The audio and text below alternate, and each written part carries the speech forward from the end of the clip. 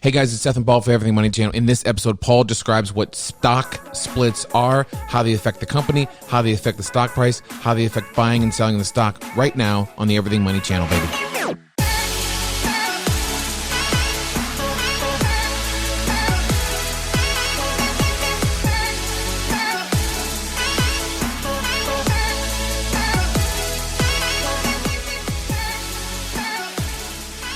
Hey everybody, this is Paul and Seth with Everything Money Channel. Today we talk about what a stock split is. Paul, I own stock. Sometimes it splits. USO's split by 8 times. I never know what's happening when they split the stocks up, so let us know what's going on. And I know, for example, you wanted to bring up Apple. Tell me about stock splits and how it affects the market and affects my investments. Okay, so stock splits are purely 100% psychological. No. That's it. Weird. All it's done here is, so a lot of people will sit there and at one point, Apple was selling for $700 a share a few years back. Mm-hmm. They did a 7-for-1 split, which took the share price from $700 to $100. And by the way, I'm being roughly around there. I don't remember the exact numbers. The reason being is if you ask the average investor, would you rather buy a stock for $700 or $100? What are they going to say? It makes it more affordable. Well, you know me, it doesn't make it more affordable. It just makes people think it's more affordable because, I'd much rather have a $100 stock split. Mm-hmm. But what we got to remember here is if there were 100 shares here and there were 700 here, what's the difference in value? 700 times 100 is 70,000. Mm-hmm. 100 times 700 is also 70,000. Mm-hmm. It's the exact same market cap. But in people's heads, psychologically, and this is an example of how people who watch this are going to be better investors, they're going to realize that it's the exact same thing. Speaking of watching this, Paul, let's take a moment of likeness, pretty please with sugar on top. We're going to splash up a photo. Please like that like button just below. I'm going to splash up a photo right now of me as a child, which you can't possibly not like. So pretty please with sugar on top, smash, destroy that like button. Paul, keep going. Do you think you look better now than you did when you were 7 years old? I have no. I look like Chewbacca now. Keep going. So it is purely a psychological thing. That is it. Everybody thinks it makes the stock cheaper. It does not make the stock cheaper. If you watch our videos in the past and you watch now, same with real estate, same with every investment, the price is what you pay, value is what you get. So even though you're paying $700 for a share of stock here versus $100, you're buying now 1/7 the amount of stock here on the $100 share than the $700 share. Because they increased their number of shares by 7 times more. Oh. That is the only thing. Now, as a prime example, this allows more people to get active in the stock because they think psychologically, if I have $500 invest, I can buy 5 shares now before I could even buy 1 share. That's why it works. Okay. Let me ask you a question. What's the highest priced stock out there right now? Berkshire Hathaway. What's it at? Exactly, don't know, but I'm going to say $350,000 per share. Call it $300,000, whatever it is. Okay. Why is that $300,000? Why did Warren Buffett, he's never had a stock split in the history of him owning Berkshire Hathaway? I'm learning from you. If you look back on our podcasts and our conversations in the past, Berkshire Hathaway wants this to be an exclusive stock. They don't want fly-by-night investors. They want really serious people, so they keep this number high. Exactly. They keep the number high because they want to be able to get people who are serious. If somebody's spending $300,000 on a share, they probably have a lot of money. They're long-term investors, and they want to sit there and they don't want people day trading their stock. Mm-hmm. They want people who are in it for the long haul. Any way Apple wants to say it, we're doing a 4-for-1 split because of blah, blah, blah. The only reason is they sit there and say, hey, we're at 420 right now.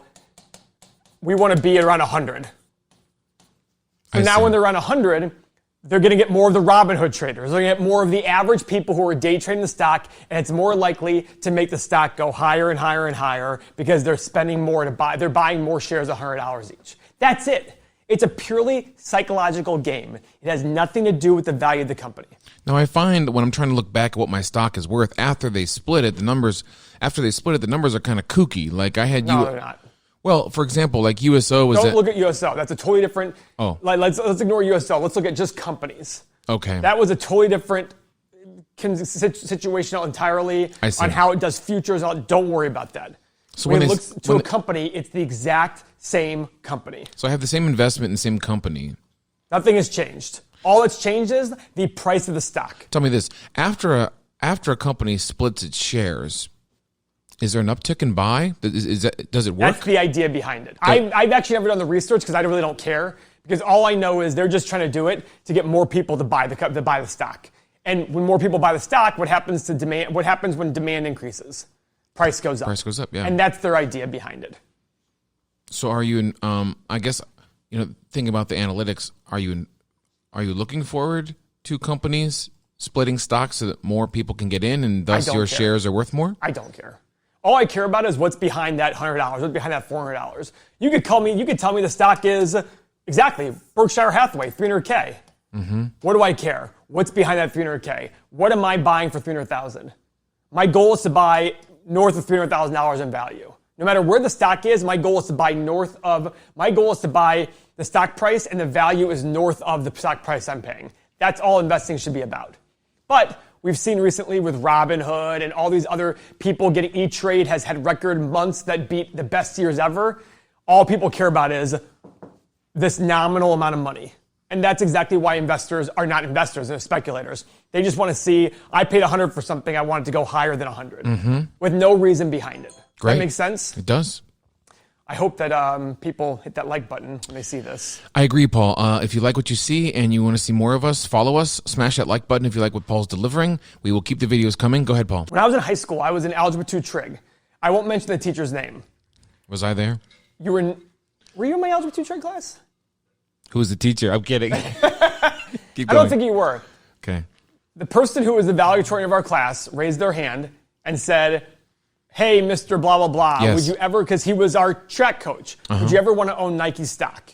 His comment was, I'd love to own Nike stock, but I can't afford it. It's too high. Mm-hmm. I remember thinking to myself, and I didn't realize that these were what was making me, I was a value investor back then. I remember thinking to myself, but what's behind that money? I've never thought that my whole life, Paul. I would think exactly like him. It's just too high. I'd love to own Chipotle when it was $7.50. By the way, it was like $55 a share back then at that price. And by the way, we should actually pull that up. Go ahead about Chipotle. Were you talking about Chipotle at the time, or no? You talking about Nike? Nike. Yeah. That was 1997 or 8. I would think the same way in that my sheer determinedness of whether I'm buying a stock is just simply the price and will it go up, and how do I know it'll go up? I'll probably look on some website to learn if it goes up or not. Yeah, speculation. And that's the way. Yeah, that's exactly what it is. It's speculation. It's not really the value, the actual company. You're not seeing earnings and profit, all that stuff go up. Nike. So Nike, he thought it was too much money at $6 a share. Essentially $6 a share after all stock splits. So he said it's too high because it was $50 a share back then. And over time, they've had stock splits. So when he said it was too much money, it was $6 a share. What's that today? 97. Because he didn't sit there and say, okay, what's behind that $50? Oh, shoot, there's a lot behind that $50. Maybe it's a good buy. So going back to splits, Paul, I almost called you Seth for some stupid reason. This is what I'm saying. Back then it was 50, but on that chart it says it was 6. Okay, and that's why I get confused with So that's what happens. Once there's a stock split, it changes all the previous... it readjusts everything? It readjusts everything. But that makes no sense, right? Well, it does make perfect sense, actually. Okay, so it's 50, but it says 6. Got it. So then Don's nodding his head. Now let's look back at 1997. 1997, they did $9.2 billion in sales, and they had $800 million in profit. Today, last year... Oh, Lord. They did $37 billion in sales and $2.5 billion in profit. So again, in that time, the stock has gone up 10 times, profit and revenue have gone up 4 or 5 times. So that's what makes me think, okay, maybe it's a little overpriced. But the whole point is he didn't know. And that's what you have to understand. That's what we're trying to teach here is understand what's behind the stock price. That's why you never look at me looking at per share values. Because the per share value can fluctuate just based on how many shares they have outstanding. I mean, we've talked about you can even change the per share value by buying back shares. Look at 10 years ago, Nike had 1.9 billion shares outstanding. Today they have 1.6. They're removing shares from the market and they're driving the per share. That's why I don't care about that. I care about looking, okay, are the shares outstanding staying the same?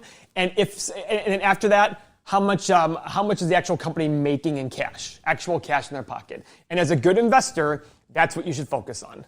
Follow along the Everything Money channel with Seth and Paul. Now we're going to talk about Apple.